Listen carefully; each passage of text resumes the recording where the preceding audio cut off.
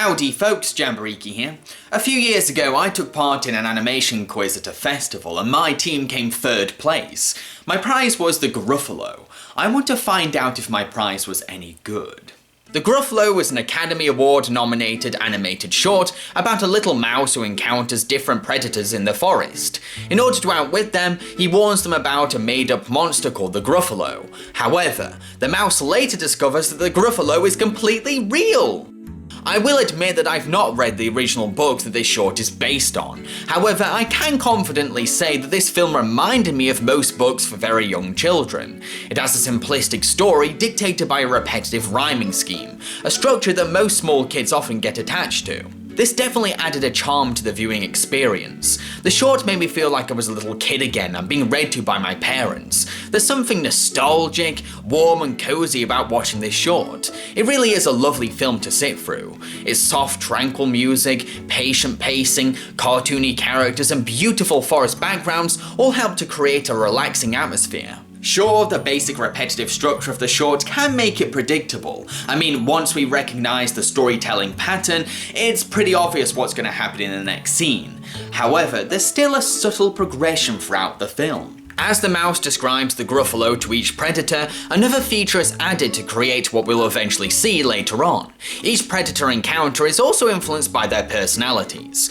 The fox is charming and smooth, the owl is old but fierce, while the snake is vicious and straight to the point. They each have their own hunting techniques, and this helps make the encounters a little different each time. Now, I can imagine some parents being concerned about the short's running theme of lying, which I totally understand. Many parents want to raise honest children. However, the film isn't really about learning to lie. It's more about using wit and intelligence rather than violence to survive. I admire the short for encouraging people to use words rather than fists to defend themselves.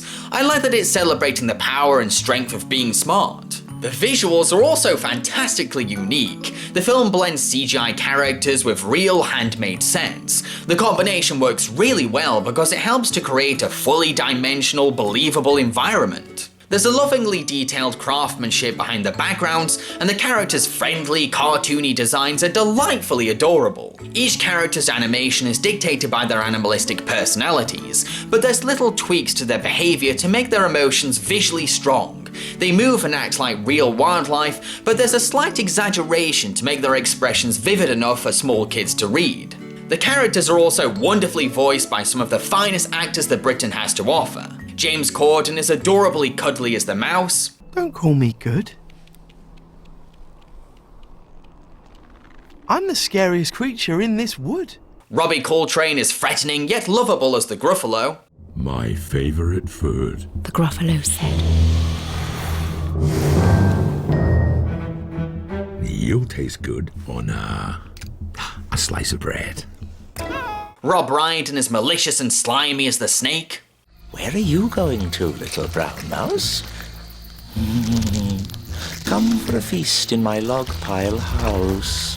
John Hurt's aging voice adds years of charisma to the owl. Where are you going to, little brown mouse? Come and have tea in my treetop house. Plus, Tom Wilkinson's deep, tender voice perfectly fits the sly fox. Where are you going to, little brown mouse?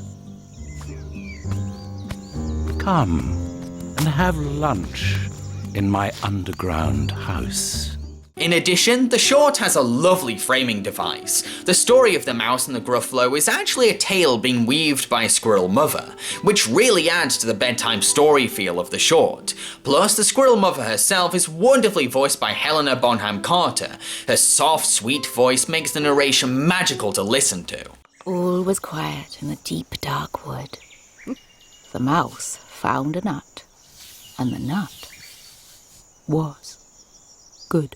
To conclude, I think that the Gruffalo is a very cute and relaxing short. Sure, it can become predictable and repetitive, but it's got a charm to it that will definitely appeal to very young children. What do you think of the Gruffalo, and what's the most adorable animated short that you've seen? Let me know in the comment section below. Cheerio, folks!